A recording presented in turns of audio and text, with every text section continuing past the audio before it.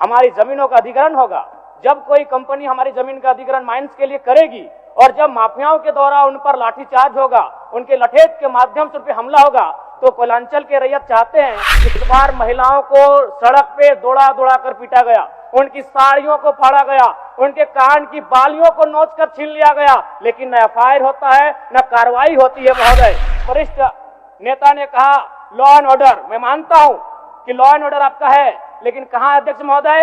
गांवों में, खेतों में, खलिहानों में, बालू और कोयला के खदानों में, माफियाओं की जेब में आपका लॉ एंड ऑर्डर है। महोदय, मैं पढ़ के बताना चाहूंगा।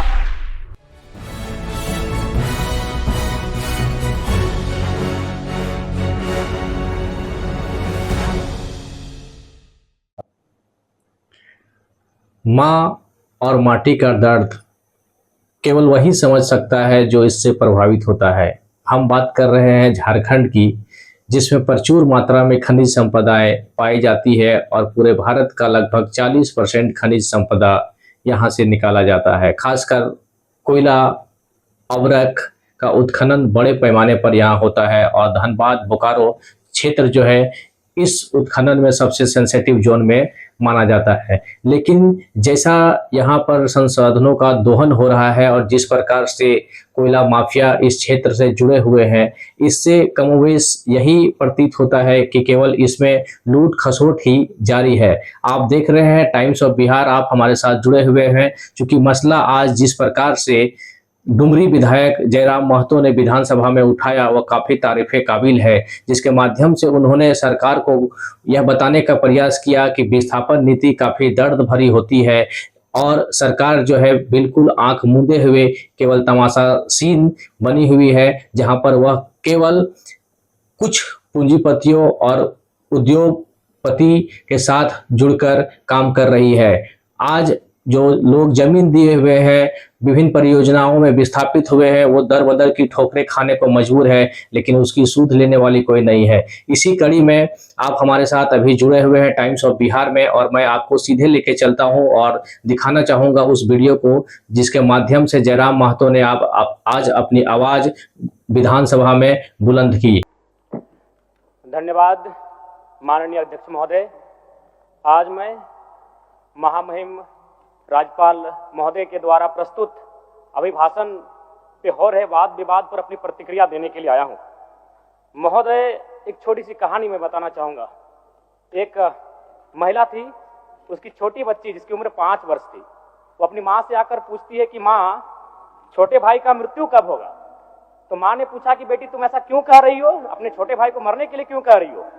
तो छोटी सी गुड़िया ने कहा कि माँ, बड़े भाई की जब मृत्यु हुई थी तो बहुत सारे लोग हमें खाना देने के लिए आए थे, हमारे घर में भोजन नहीं था, हमें कपड़े नहीं था, तो बहुत सारे लोग हमसे मिलने आए थे और हमें खाना देकर गए थे। और मैं चाहती हूँ कि छोटा भाई भी अगर मर जाएगा तो शायद बहुत सारे लोग आएंगे, हमें भोजन देंगे, हमें खाना देंगे, हमें कपड़े देंगे, क्योंकि हम 4-5 दिनों से भूखे हैं।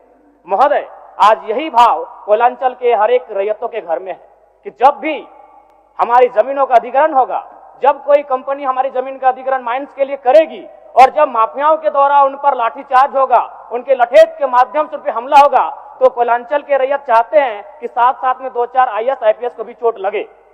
क्यों लगे?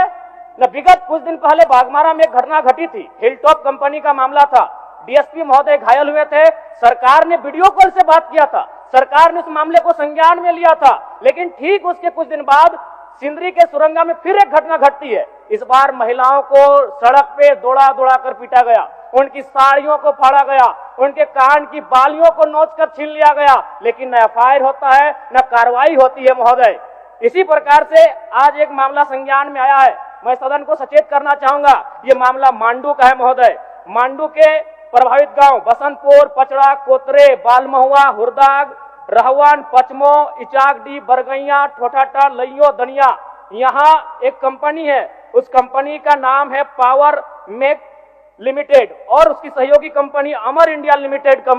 इनके माध्यम से खनन का कार्य होना है। अध्यक्ष महोदय, विगत 2-3 दिनों से लगभग 500 की संख्या में महिलाएं धरने पर बैठी हैं। ये मामला मैं सरकार को आपके माध्यम से संज्ञान में देना चाहता हूं। अगर सरकार संवेदनशील है, क्योंकि लॉ एंड ऑर्डर की बात करती है, ये सामाजिक न्याय की बात करती है, विधि कानून की बात करती है, तो भारतीय संविधान आर्टिकल 14 कानून के समझ सबको बराबरी की बात करता है। एक डीएसपी घायल हुए, आपने लॉ एंड ऑर्डर को हाथ में लिया, डीआईजी आईजी ने मार्च किया, डीएसपी ने संज्ञान में लिया, डीसी घटनास्थल पर गई, लेकिन जब ग्रामीणों को पीटा जाता है, जब ग्रामीणों की जमीनों को जबरन लिया जाता है, कानून अपनी प्रतिक्रिया क्यों नहीं देता अध्यक्ष महोदय? इसलिए मैं एक गंभीर मामला आपके संज्ञान में देना चाहता हूं महोदय। भारतीय संविधान आर्टिकल 301 कहता है, क्योंकि इससे पहले जो जमीन का मामला था वो हमारा मौलिक अधिकार था, लेकिन संशोधन करते हुए 300A में डाला गया है। वर्तमान वो हमारा मौलिक अधिकार न होकर संवैधानिक अधिकार है अध्यक्ष महोदय। और वो क्लाउज कहता है कि जिसके पास भूमि नहीं है सरकार उसे भूमि आवंटित करेगी, लेकिन यहाँ दुर्भाग्य इस राज्य का कि जिनकी भूमि है सदियों से, हजारों वर्षों से वो भूमि पर वो जोत कोड़ करते हैं, और आज लगता है कि ब्रिटानिया हुकूमत बरकरार है, ईस्ट इंडिया कंपनी का शासन इस राज्य में बरकरार है। आज इसी प्रशासन के जोर पर आज उनकी जमीनों का जबरन अधिग्रहण किया जाता है। मांडू का मामला को संज्ञान में लीजिए, सुरंगा का मामला संज्ञान में लीजिए, भौरा का मामला संज्ञान में लीजिए अध्यक्ष महोदय, क्योंकि रोज रोज आपके डीएसपी घायल होने का इंतजार मत कीजिए। विधि के समक्ष अगर सब बराबर हैं तो रेतों को भी जान जाती है, रेतों को भी चोट लगता है। इस मामले को संज्ञान में लेंगे महोदय। महोदय मैं आगे कहना चाहूंगा, अभी वरिष्ठ नेता ने कहा लॉ एंड ऑर्डर, मैं मानता हूं कि लॉ एंड ऑर्डर आपका है, लेकिन कहां अध्यक्ष महोदय? गांवों में, खेतों में, खलिहानों में, बालू और कोयला के खदानों में, माफियाओं की जेब में आपका लॉ एंड ऑर्डर है महोदय। मैं पढ़ के बताना चाहूंगा, ओबी डंपिंग को लेकर भिड़ंत, फायरिंग, बमबाजी, रेती जमीन पर ओबी डंप किए जाने को लेकर पहले भी हो चुका है संघर्ष, चले थे गोली बम, मामला जीनागोड़ा का। देव प्रभा आउटसोर्सिंग के समर्थकों व ग्रामीणों में झड़प, पत्थरबाजी व फायरिंग, तीसरा थानेदार का हाथ टूटा। अचानक बमबाजी व फायरिंग से मची भगदड़, पुलिस की मौजूदगी में एक दूसरे पर पत्थर बरसाते लोग। मैंने कहा लॉ एंड ऑर्डर है अध्यक्ष महोदय, कहां? गांवों में, खेतों में, खलिहानों में, कोयला के खदानों में, माफियाओं की जेब में अध्यक्ष महोदय। मामले को गंभीरता पूर्वक संज्ञान में लीजिए अध्यक्ष महोदय। फिलहाल मांडू के मैंने जिन गांवों का नाम जिक्र किया है, अभी भी 500 महिलाएं धरने पर बैठी अध्यक्ष महोदय। अगर सरकार इस मामले को गंभीरता पूर्वक नहीं लेती अध्यक्ष महोदय, तो बागमारा और झरिया जैसी घटनाएं मांडू में घटित होने में देर नहीं लगी अध्यक्ष महोदय। इसलिए मैं चाहता हूं कि इस मामले को आप संज्ञान में ले। दूसरी बात अध्यक्ष महोदय, मैं आपके माध्यम से एक अत्यंत गंभीर मामला संज्ञान में देना चाहता हूं। धनबाद जिला तोपचाची प्रखंड अंतर्गत पिपराडी गांव, आजादी के 78 साल बाद भी उस गांव की सड़क मुख्य सड़क से जुड़ नहीं पाई है। उनका मामला आता है अभयारण्य भूमि, सेंचुरी का भूमि का मामला संज्ञान में आता है। अध्यक्ष महोदय, मैं सदन के माध्यम से सरकार से पूछना चाहता हूं कि पारसनाथ पहाड़ में सड़क बन सकता है तो पिपराडी गांव में क्यों नहीं बन सकता है अध्यक्ष महोदय? पारसनाथ पहाड़ में जिन लोगों की सड़क की जरूरत थी अध्यक्ष महोदय, क्योंकि वह धनी लोग थे, वो संपन्न लोग थे, इसलिए पारसनाथ के पहाड़ में जो कि सेंचुरी अभयारण्य है सड़क चली गई, लेकिन पिपराडी गांव सड़क नहीं जा पा रही अध्यक्ष महोदय। ये तोपचाची प्रखंड का मामला है, इसे संज्ञान में लेंगे।